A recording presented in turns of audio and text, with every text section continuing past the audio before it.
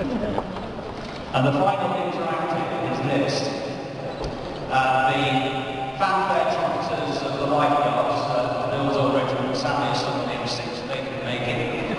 Badly ready girls, I've got their causing chaos in Selby. So I'm ready to go out to you. In time and fashion, I want us to count down from 10 to 1. Are you up for it? Let's go. 10, 9, 8, 7, 6, 5, 4, 3, 2, 1.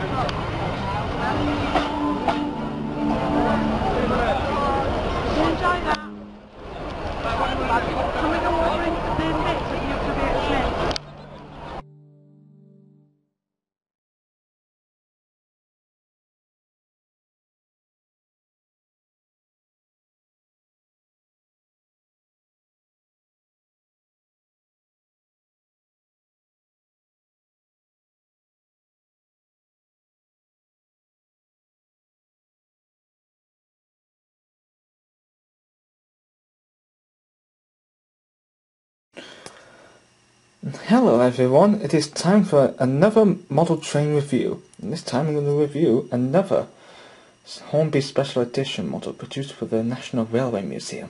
And this time it is the Flying Scotsman in its LNER Apple Green Livery.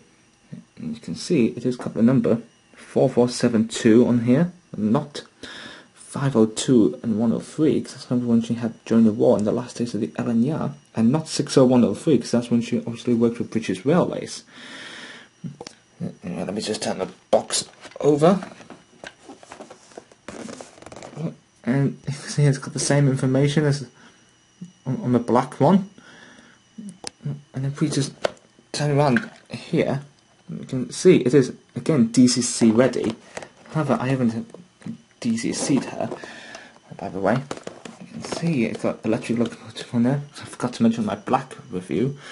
Anyway, let's get on to the detail.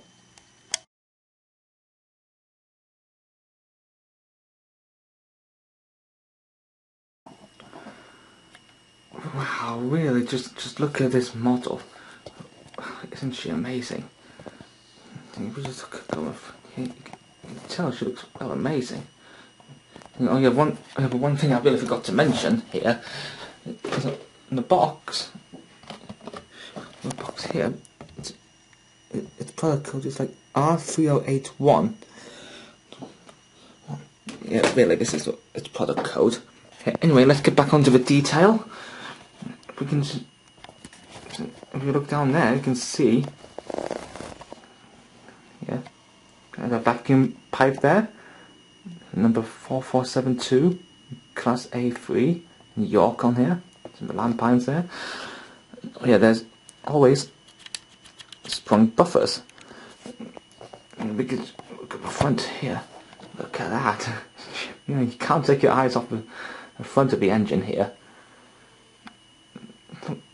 Like most of you might remember seeing the front of it when it was doing the York to Scarborough runs. I'll probably explain that later on.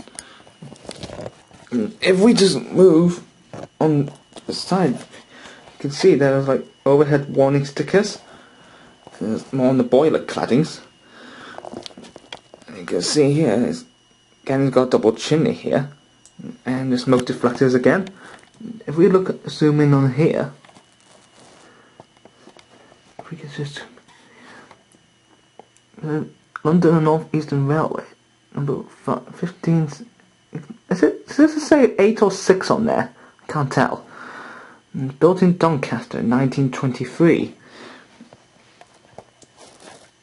And there's her name here, Flying Scotsman. And you can probably guess she's a 462 Pacific. Got 4 wheels at the front, and 6 wheels in the middle, that are the driving wheels, and 2 wheels at the back. And there's a number here, 4472. That's a number we're all familiar with. And look at that, I really like the Apple Green Livery on this engine.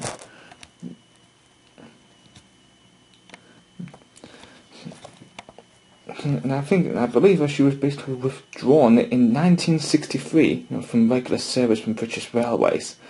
And after that, she was like purchased by a Doncaster businessman named Alan Pegler, and she did loads of running under his BR contraction. And also, this engine also visited. It doesn't mention on the box. Let me have a look. Nope, doesn't. You might know this one, Flying Scotsman, actually went on tour to the USA in the late 60s. And what they did, well, she was modified with a cow catcher and a bell, which most steam engines in America carry. And then they like took her over to the USA to do some trade mission. And she didn't, well, because of Alan Pegler going bankrupt, she didn't return to the UK until like 1973. And then she was bought by Sir William McAlpine, and later exported her to Australia in the late 80s. And she only stayed a year there.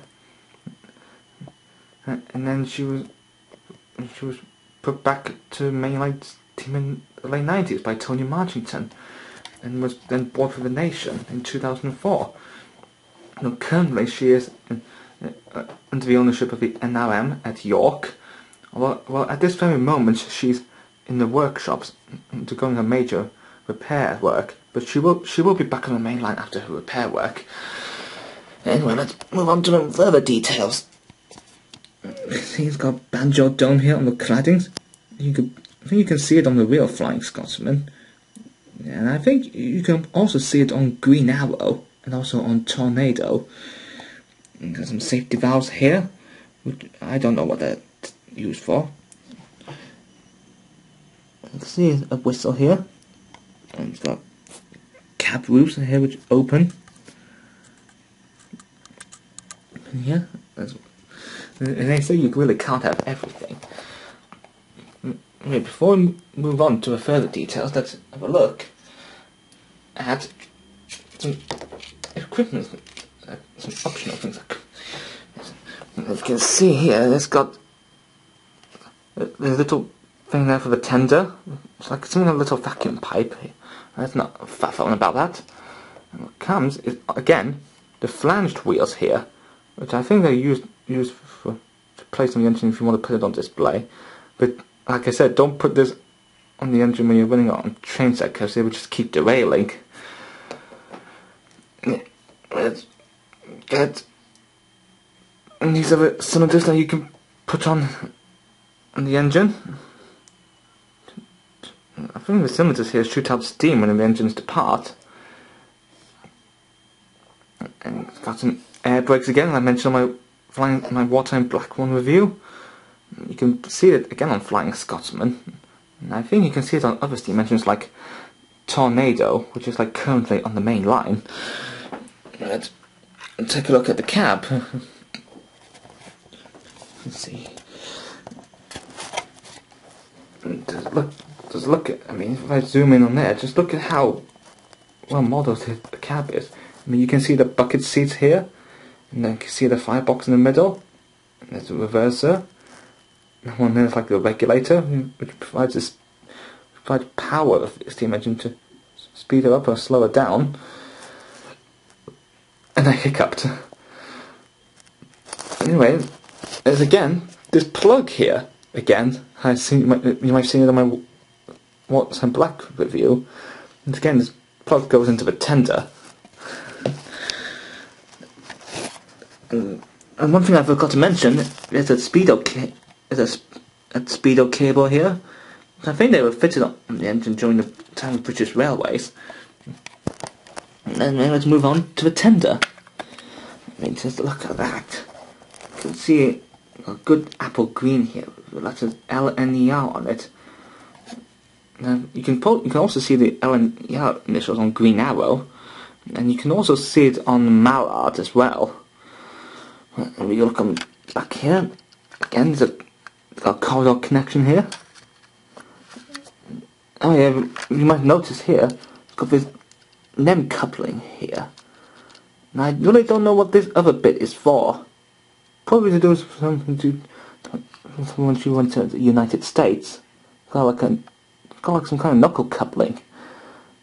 Yep, it is a knuckle coupling. You might find it on other American engines. You can also find a knuckle coupler on a Chinese KF7 at the NRM in York. You can look here, there's some coal here, which I believe it's removable, but I haven't not had a chance to have a go at it.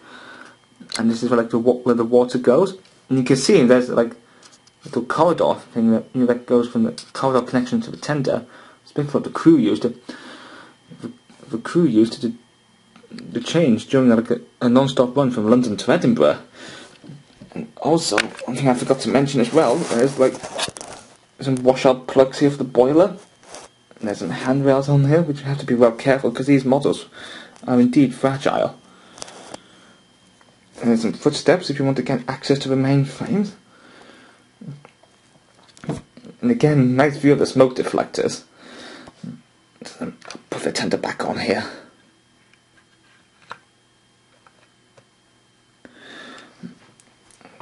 Yeah, let's just move it to the other.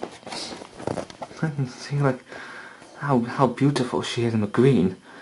This is what she would have been if she was to return to steam in 2011. But I'm pretty sure she'll be back in this livery any time soon.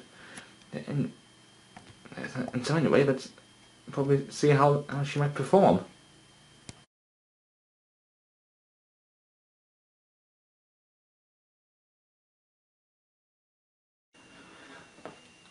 And here we are again with Flying Scotsman here on the track. One thing I really forgot to mention when I was doing the review of it is, again, this is a certificate here. Let me just zoom out and you can see here, it's got the same paragraph as always. The motto in Apple Green Livery has been produced to commemorate the completion of Flying Scotsman's return to steam in 2011. Again with that, they originally going to plan that one. You can see mine is number 480.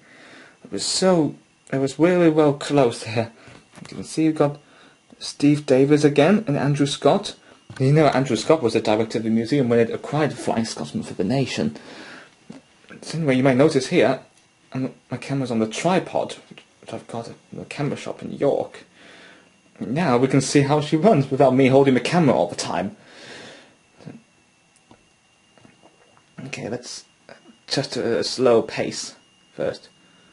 Well, this hasn't been running before when I first got it. The NRM. Oh yeah, going in backwards. Let's do a slow pace.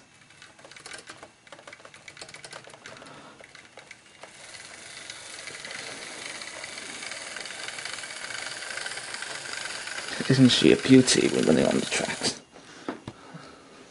Anyway, that's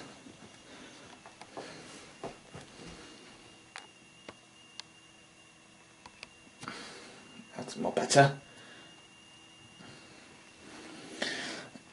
Let's just move the controller to one side and see how she looks like going backwards.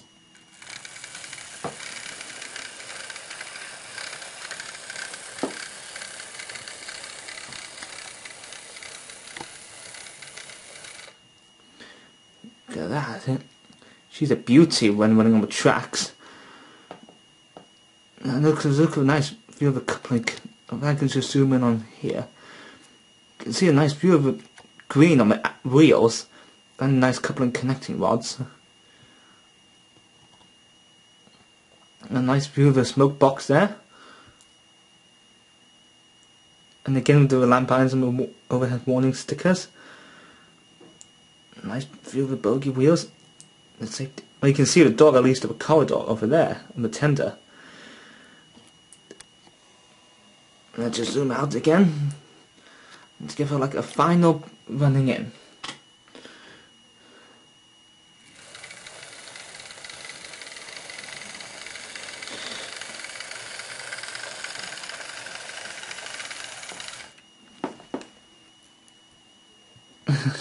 just stop in case it derails.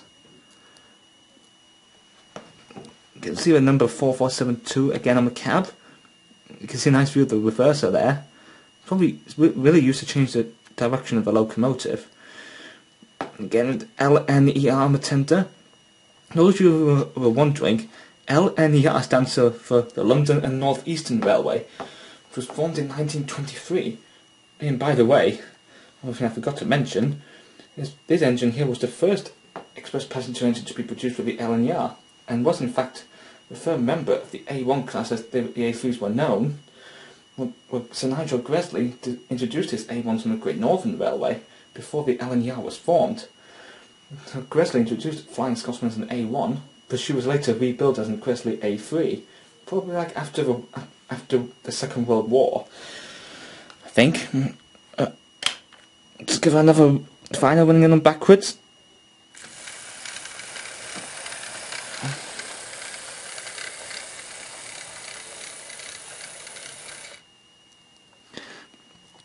Yeah, just isn't she a beauty? Again, I've already said it. I think, yeah, I think. Oh, I'm getting muddled up here. So anyway, I'll leave you to adore this beautiful locomotive for a few minutes. And anyway, I think I will see you next time in this model train review series. I'm going to review more of the trains I've got.